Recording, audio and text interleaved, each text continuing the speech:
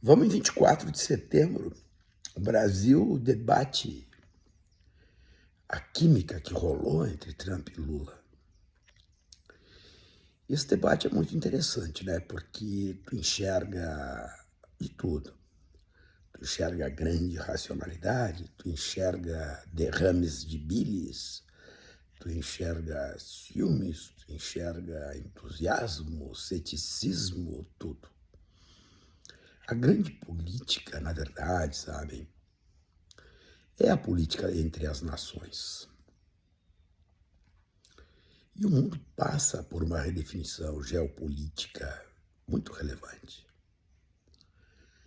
Eu confesso para vocês que dessa história toda existe um troço, eu penso assim, né? O mundo da política, ele é um mundo fundamentalmente das racionalidades, né? Não existe nada gratuito, especialmente quando tu lida com estruturas estatais portentosas, né? Quando a discussão, em última análise, é sobre o próprio domínio sobre o planeta. E dominar o planeta não é um exercício de derrame de bilis, de expressão de desejos, de gritarias, de caras e beiços. Quando Trump diz que rolou uma química, que o Lula gostou dele, que ele gostou do Lula, para mim, o que surge é uma pergunta simples. Por quê? Por que o cara fez isso? Por que ele fez daquela maneira?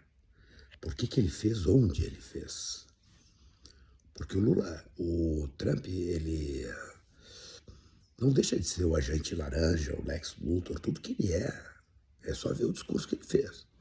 Um discurso histriônico, autocentrado, repleto de mentiras, de imprecisões, para dizer o mínimo. E lá pelas tantas ele vem e diz que rolou uma química. Ele me viu, eu ouvi e nos abraçamos. E rolou uma química. E rapidamente, 39 segundos, sabe-se lá, por que não 38 ou 41 segundos, definimos que nos encontraremos na semana que vem.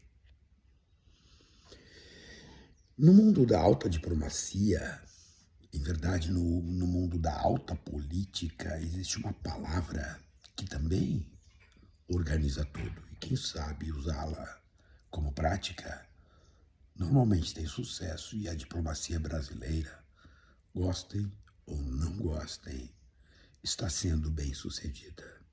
A palavra é prudência. O que vem daí? Como reunir? Como fugir dos bullying que Trump faz? Como não esquecer o comportamento do Trump? Sabem, o Modi, o primeiro-ministro da Índia, pois o Modi esteve em Washington com o Trump. E o que diz o Trump? Que adora o Modi, que é amigão dele. Modi é meu amigo. Na outra semana, o hipertarifaço sobre a Índia. Então, se rolou química, se não rolou química também entre Modi e Trump, o fato é que as tarifas foram impostas contra a Índia. Ou seja, não há no mundo da política internacional esse negócio de é meu amigo, não é meu amigo. Os países não têm amigos. Os países têm interesses. Se olharmos a vida como ela é, depois do tarifaço, o Brasil perdeu cerca de 20% das exportações para os Estados Unidos. Agora, agosto, me lembro, acho que é agosto, perdeu 20%. Ao mesmo tempo, a balança comercial brasileira cresceu 3%. Opa! A expectativa deles era outra. Então, o porquê ele se coloca de uma maneira incisiva nesse momento. O que está fazendo com que os Estados Unidos repensem? Será que estão repensando? Eu imagino que sim, porque a ação, não dá para esquecer também, da China sobre a América Latina é uma ação potente, eficiente, regada a muito dinheiro. E mais do que isso, regada a paciência e a planos estratégicos de longuíssimo prazo. Os investimentos da China em infraestrutura no Brasil são enormes. As eleições de 2026, elas têm este condão de definir a concretização ou não de certos planos estratégicos que vêm do chamado Bloco do Sul Global, BRICS. E os americanos sabem disso. E os investimentos chineses não são só no Brasil, são no Peru, são no Equador. Está sendo trabalhado um porto, eu não tenho bem certeza se é no Peru ou no Equador, eu acho que é no Peru, que daria um hiper ganho de produtividade, aliás, de competitividade ao nosso agro, pela singela razão de redução de fretes, né? Redução da distância a ser percorrida pelos nossos produtos. Eu também impressiono, abrindo parênteses, como é que o agro medieval não enxerga isso, né? Mas não enxerga, né? O agro empresarializado enxerga. Mas isso é um reposicionamento global, um rearranjo global, e os Estados Unidos percebem isso.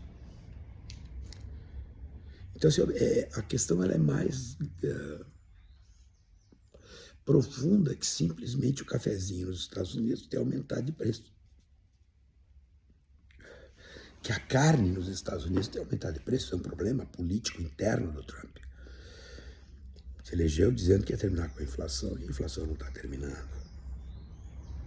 Mas existem outras coisas que nos Estados Unidos também têm valor estratégico. Por exemplo, a depreciação no valor do dólar internamente aos Estados Unidos é importante no seguinte sentido: reduz a dívida pública americana, que é a maior do planeta, frouxo.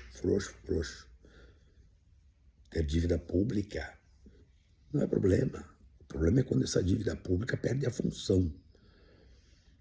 Então, reduzir o valor do dólar, por exemplo, permite aos americanos reduzirem a sua pressão inflacionária interna. Essa é a disputa do Trump com o Fed, né, com o Federal Reserve, para a redução de juros. Então, quando o Lex Luthor, o agente laranja, na finaleira daquele discurso histriônico, cheio de ameaça, de bravata, se o Brasil não estiver conosco, vai fracassar, a amostra de quem não esteve conosco que fracassaram, blá, blá, blá, blá, blá, blá, mas rolou uma química.